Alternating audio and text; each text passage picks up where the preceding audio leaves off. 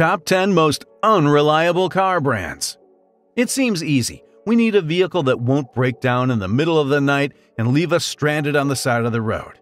It's simple to believe that buying a new car will fix all of your car problems. But this isn't always the case. Reliability is a crucial factor to consider when shopping for a car, but it can be challenging for experts like us to assess. In order to help you focus your shopping list and give you a sense of which brands to best avoid if squeaks, rattles, or major malfunctions are a major concern for you, we will list the least dependable brands first. These 10 brands are the ones experiencing the most reliability issues, which range from minor Bluetooth interface issues to serious safety concerns. Although the British SUV manufacturer Land Rover Range Rover is known for its opulent cars, getting stuck on the side of the road is hardly opulent. Both the current Land Rover Discovery and the previous Range Rover Evoque received the lowest rankings in their respective classes. These vehicles have a number of known issues, including leaking head gaskets, coolant leaks in the throttle body, oil leaks, failing air suspension, and the list goes on. There is clever air suspension on a Range Rover. It offers a phenomenal ride quality that surpasses that of traditional springs. Additionally, this system aids in adjusting the vehicle's height for better access and overcoming off-road obstacles. But it also breaks down far too frequently, leaving the driver stranded. Alfa Romeo. The Giulia model from Alfa Romeo may be the sportiest in its class, but reliability ratings place it near the bottom. The biggest drawback to purchasing any Alfa Romeo is the company's poor reliability reputation. The Giulia has a minuscule 13% chance of going 3 years without needing any repairs. Its fuel system, air conditioning system, power equipment, and interior electronics have all been cited as having issues by owners. And the Stelvio were subjected to numerous recalls for problems with their fuel systems, brakes, and airbags. Tesla. Despite claims that its electric vehicles are revolutionizing the market, all of its current customers are essentially serving as test subjects for technology that is still in its infancy. However, some of these test pilots are putting their lives in danger by participating in this project. Many of the numerous problems with their cars are directly related to safety, and they must quickly address this if they hope to keep their customers. VW.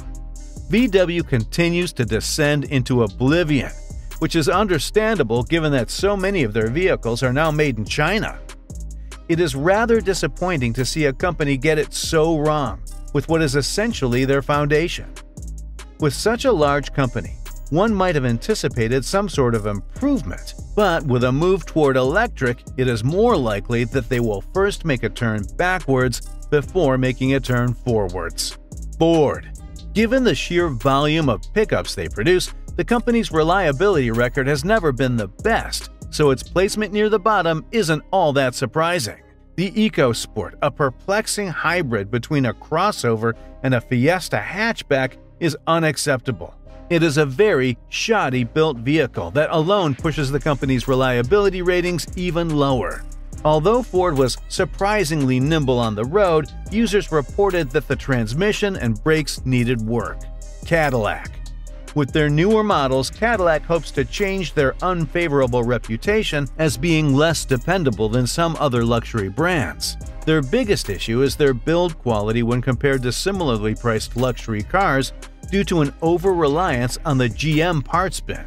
It's an age-old issue that always makes you wonder why someone would be willing to pay twice as much for what is essentially still a glorified Chevy.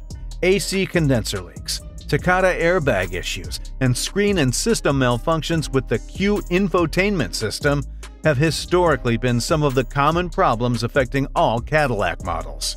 Mercedes-Benz.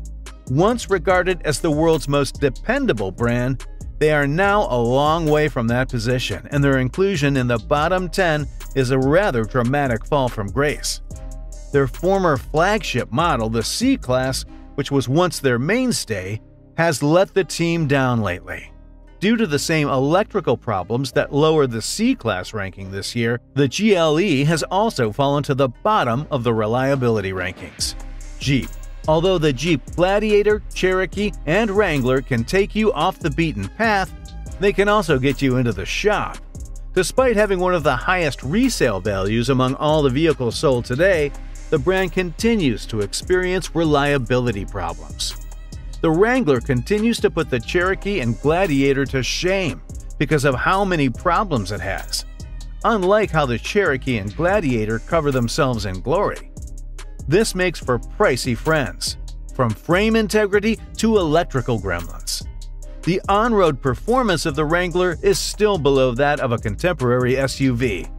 In-car electronics and steering suspension were both problematic areas. The Jeep Wrangler 4xe plug-in hybrid vehicles losing power and overheating due to a faulty fastener attached to some battery packs. Volvo. It is quite surprising to see a company that has long taken pride in its safety and dependability rank so poorly. But if we dig a little deeper, we can understand why. We don't want to see the brands at the top of the reliability table innovate as little as the other brands do right now. Volvo is inventive and has made significant investments in electrification.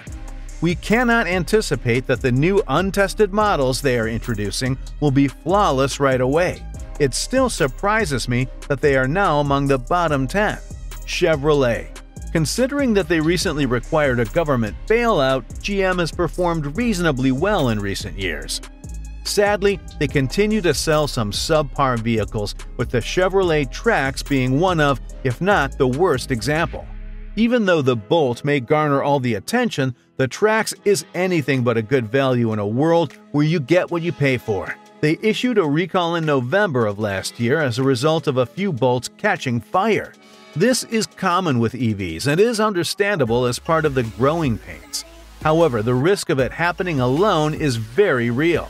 Although it discovered a problem with the battery pack and issued a recall, Chevrolet insisted that the newer models were unaffected. The recall of 73,000 volts makes it seem as though this small but rather promising vehicle will never fully bounce back. So that's it. I hope you enjoyed watching the video. Stay tuned for more wonderful stuff. And don't forget to like our video and subscribe to our channel so you don't miss any of our recent updates. Thank you for watching.